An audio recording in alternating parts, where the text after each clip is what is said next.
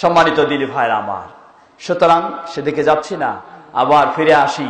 নবী মুহাম্মদ সাল্লাল্লাহু আলাইহি ওয়াসাল্লাম অপেক্ষা করলেন, কার কাছ থেকে জবাব আসবে?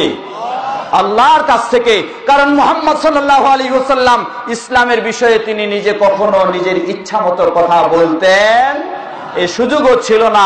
আল্লাহ সুবহানাহু ওয়া তাআলা সূরা নাজমের শুরুতে বলছেন, ওয়ামা ইয়ানতিকু আনিল হাওয়া ইন হুয়া ইল্লা ওয়াহয়ুন ইউহা। ওয়ামা ইয়ানতিকু আনিল হাওয়া, মুহাম্মদ সাল্লাল্লাহু আলাইহি ওয়াসাল্লাম তিনি নিজের ইচ্ছা মতো মন গড়া ইসলামের বিষয়ে কোনো কিছু বলতে পারেন না। শুধুমাত্র সেটাই বলেন যেটা আল্লাহর পক্ষ থেকে তার কাছে ওহী হিসাবে আসে। কিন্তু আফসোস করে বলতে হয়, আজকের অনেক মুফতি সাহেবরাও আছেন যারা অনেক কিছু অনুমান করেও বলতে পারেন, তাই না? আবার আমরা অনেকেই দোহাই দিয়ে থাকি ইমাম আবু হানিফা রাহিমাহুল্লাহর, সেই ইমাম আবু হানিফা রাহিমাহুল্লাহর দোহাই দিয়েও কোরআন ও সুন্নাহর কোনো তাওয়াক্কা না করে, কোরআন ও সুন্নাহর কোনো গুরুত্ব না দিয়ে, কোরআন ও বিশুদ্ধ সুন্নাহর কোনো দলিলের গুরুত্ব না দিয়ে নিজস্ব মন গড়া অনেক সময় ফতোয়া চালু করে দিয়ে থাকি, অনেক সময় বিভিন্ন রকমের মানুষের কাছে অনেক বর্ণনাও দিয়ে থাকি। লক্ষ্য করুন, ইমাম আবু হানিফা রাহিমাহুল্লাহ তিনি 1300 বছর আগে মুসলিম উম্মাহর জন্য, এই মুসলিম উম্মাহর জন্য কত বড় গুরুত্বপূর্ণ তিনি উপদেশ রেখে গেছেন। ইমাম আবু হানিফা রাহিমাহুল্লাহ বলেন, ইয়াকুম ওয়াল কাউলা ফি দীনিল্লাহি বিররায়, আমি তোমাদেরকে সতর্ক সাবধান করছি, আল্লাহর দ্বীনের ব্যাপারে কখনো মন গড়া কথা বলো না। ইমাম আবু হানিফা রাহিমাহুল্লাহ, আপনি আজকে ইমাম আবু হানিফা রাহিমাহুল্লাহর অনুসারী বলে দাবি করছেন, আবার আপনি মন গড়া মানুষের উপর ফরজ করে দিচ্ছেন। কেউ বলে তরিকা মানা ফরজ, কেউ বলে এই মানা ফরজ, কেউ বলে পীর মানা ফরজ, কেউ বলে অমুক মানা ফরজ। কি বলেন, ফরজ আছে না? ওই মুকসিদুল মুমিনিন যদি খুলে দেখেন সেখানে কত ফরজ পাবেন? 1 আর 2 নয়, 130 ফরজ পাবেন। 130 ফরজের মাঝে এও ফরজ হলো একটা ফরজ, আপনাকে 4টি মাযহাব মেনে চলতে হবে, এই 4টা মানাও হলো ফরজ। জোরে বলেন সুবহানাল্লাহ। কি বলবেন আপনারা? ফরজ কে করতে পারে? ফরজের বিধান কে দিতে পারেন? আমাদের হানাফি মাযহাবের স্পষ্ট উসুলের কিতাবে খুঁজে দেখুন, ফরজ শুধু হতে পারে আল্লাহর কিতাবের মাধ্যমেই, রাসূল সাল্লাল্লাহু আলাইহি ওয়াসাল্লামের হাদিসের মাধ্যমেও ফরজ হতে পারে না, হতে পারে ওয়াজিব। এই ধরনের হানাফি মাযহাবের ফিকহের মাঝেও স্পষ্ট এই বর্ণনাও দেওয়া হয়েছে।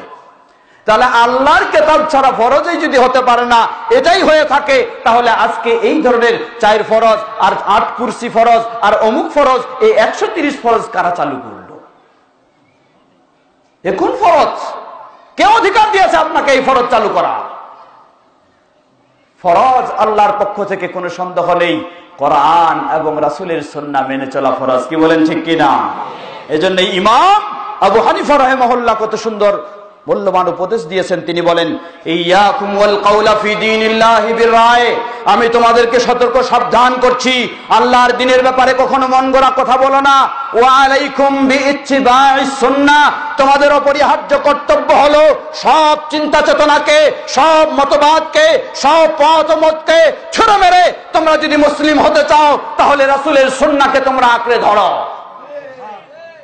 কারণ মান খারাজা আনহা ফাকাদ দাল্লা, যে রাসূলের সুন্নাহ থেকে বের হয়ে গেছে তার পক্ষে কখনো হেদায়েতের উপর থাকা সম্ভব হবে? আপনি হাজারো তরিকা যদি মেনে চলেন আর রাসূলের তরিকা থেকে যদি বের হয়ে যান, আপনার পক্ষে কখনো মুসলিম হওয়া সম্ভব হবে? আজকে পীর সাহেবদের যে সমস্ত বায়াত, পীর সাহেবরা যে মুরিদ তৈরি করে থাকেন, কোন তরিকার উপর তৈরি করে থাকেন? চ্যালেঞ্জ করে বলতে পারি, বাংলার জমিনে, ভারতীয় উপমহাদেশে এমন কোন পীর নাই যিনি তরিকায় মুহাম্মাদিয়ার উপর বায়াত নিয়ে থাকেন। কি বলেন, ঠিক কিনা?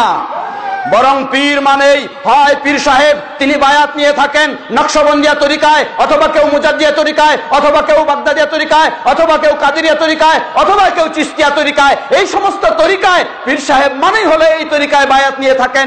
এমন কোন পীর নেই যেই পীর মুহাম্মাদি তরিকায় বায়াত নিয়ে থাকে। মুহাম্মদ সাল্লাল্লাহু আলাইহি ওয়াসাল্লামের তরিকা আজকে আপনার কাছে অচল, আপনার কাছে সচল হচ্ছে সেই চিশতিয়া তরিকা, আপনার কাছে সচল হচ্ছে সেই কাদেরিয়া তরিকা, আপনার কাছে সচল সেই মুজাদ্দিদিয়া তরিকা, আপনার কাছে সচল সেই গাউসিয়া তরিকা, সেই সোহরাওয়ার্দী তরিকা। আপনি কোথায়, কোন মুসলিম বলে পরিচয় দিচ্ছেন? ইমাম আবু হানিফা রাহিমাহুল্লাহ কত মূল্যবান কথা বলেছেন। তিনি বলেন, মান খারাজা আনহা ফাকাদ দাল্লা, যে রাসূলের সুন্নাহ থেকে, রাসূলের তরিকা থেকে যে বের হয়ে যাবে, তার পক্ষে কোশ্চিনকালেও হেদায়েতের উপর থাকা সম্ভব হতে পারে। সুতরাং মুসলিম মানেই আপনাকে রাসূল সাল্লাল্লাহু আলাইহি ওয়াসাল্লামের তরিকার উপর প্রতিষ্ঠিত হতে হবে, রাসূল সাল্লাল্লাহু আলাইহি ওয়াসাল্লামের সুন্নাহকে ভালোভাবে জানতে হবে এবং রাসূল সাল্লাল্লাহু আলাইহি ওয়াসাল্লামের সুন্নাহকে আপনার জীবনের সর্বক্ষেত্রে সেটাকেই মেনে চলতে হবে। এটাই হচ্ছে প্রকৃত হেদায়েতের পথ। কি বলেন, ঠিক কিনা? আল্লাহ আমাদের সে তৌফিক দান করেন, বলুন আল্লাহুম্মা আমিন। তবে আরেকটি কথা মনে রাখতে হবে, রাসূলের সুন্নাহ শুধু দাবি করলেই চলবে না। আমাদের সমাজেও কিন্তু রাসূলের সুন্নাহর নাম দিয়ে অগণিত অসংখ্য বেদাত সমাজে প্রতিষ্ঠিত রয়েছে। কি বলেন, ঠিক কিনা? সুতরাং রাসূলের সুন্নাহ শুধু বললে চলবে না, রাসূলের সুন্নাহ বিশুদ্ধভাবে প্রমাণিত কিনা। ইমাম আবু হানিফা রাহিমাহুল্লাহ ওই 1300 বছর আগে স্পষ্টভাবে ঘোষণা দিয়েছেন, একইভাবে ইমাম শাফিঈও ঘোষণা দিয়েছেন, ইদা সাহহাল হাদিস ফাহুয়া মাযহাবি। জেনে রাখো, হাদিস যখন বিশুদ্ধ বলে প্রমাণিত হবে, সেটাই হলো আমার মত ও পথ। যেন বলুন আলহামদুলিল্লাহ। সেই ইমামগণ আমাদেরকে এই পথ দেখিয়েছেন। সুতরাং শুধু সুন্নাহ নাম দিলে চলবে না, শুধু সুন্নাহ